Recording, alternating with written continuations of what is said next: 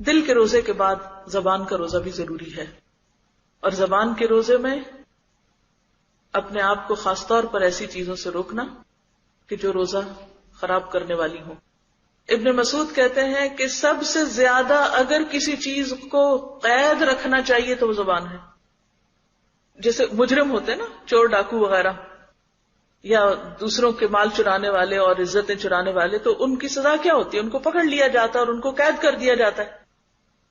اور پھر کیوں قید کر لیتے ہیں؟ تاکہ دوسرے لوگ امن سے رہیں، کیونکہ اگر انہیں چھوڑ دیا جائے، آپ نے کبھی سنا ہوگا کہ فلاں مجرم چھٹ گیا ہے تو فلاں نیبرہڈ کے لوگ جو ہیں وہ اپنا آپ کو سنبھال کے رکھیں کہ کہیں ان کی عزت جان خطرے میں نہ ہو۔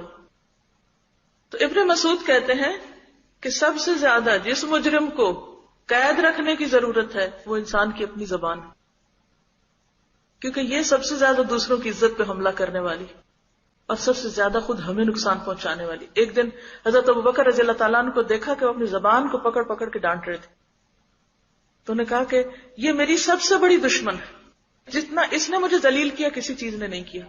اور یہ ایک حقیقت ہے، وہ بہت بڑا سچ کہہ رہے تھے، کیونکہ دوسروں کی عزتوں پہ حملہ جیسے کوئی چور ڈاکو کرتا ہے، یہ زبان وہی رول پلے کر رہی ہوتی ہے۔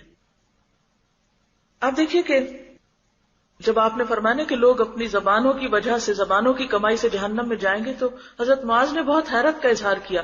انہوں نے پوچھا کہ کیا لوگ واقعی اپنی زبان کے گناہوں اور زبان کی کمائی اور کھیتی کی وجہ سے وہ جہنم میں جائیں گے؟ تو آپ نے فرمایا ثقلت کا امو کا یا معاذ، معاذ تجھے تیری ماں روئے، میں تو تجھے بہت سمجھدار انسان سمجھتا تھا۔ کیا لوگوں کو زبان کی کھیتی سے بڑھ کر بھی کوئی چیز جہنم میں جانے والی ہوگی؟ یعنی سب سے زیادہ انسان کی شامت جو چیز لائے گی قیامت کے دن، اس کی زبان ہی ہوگی۔ اور اگر دیکھا جائے تو ہمارے جتنے بھی اعضاء، مثلاً ہاتھ ہیں، ہاتھ تو کبھی ہوتا نا کسی کو مارے ہم اس ہاتھ سے یا کچھ لکھیں، اگر آپ کو وہ سب کچھ لکھنا پڑے جو آپ بول کے کسی کو کہہ رہے ہوتے ہیں تو آپ شاید قلم روک دیں، نہ لکھیں۔ باقی اعضاء وہ سب کچھ نہیں کرتے جو کچھ زبان کرتی، انتہائی خطرناک ہتھیار۔ لہذا اس کو کنٹرول کرنا اور اس کو سدھارنے کا بہترین مہینہ ہے یہ رمضان۔ آپ صلی اللہ علیہ وسلم نے کیا فرمایا کہ اگر تم سے کوئی لڑے تو تم کیا کہو؟ میں تو روزہ دار ہوں، میں تو روزے سے ہوں۔ فَقُلْ إِنِّي امْرُؤٌ صَائِمٌ، کیونکہ روزے کی حالت میں گالی دینا اور شور ہنگامہ کرنا اور کسی کو برا بھلا کہنا منع ہے، اور نہ صرف یہ کہ سامنے بلکہ پیچھے بھی۔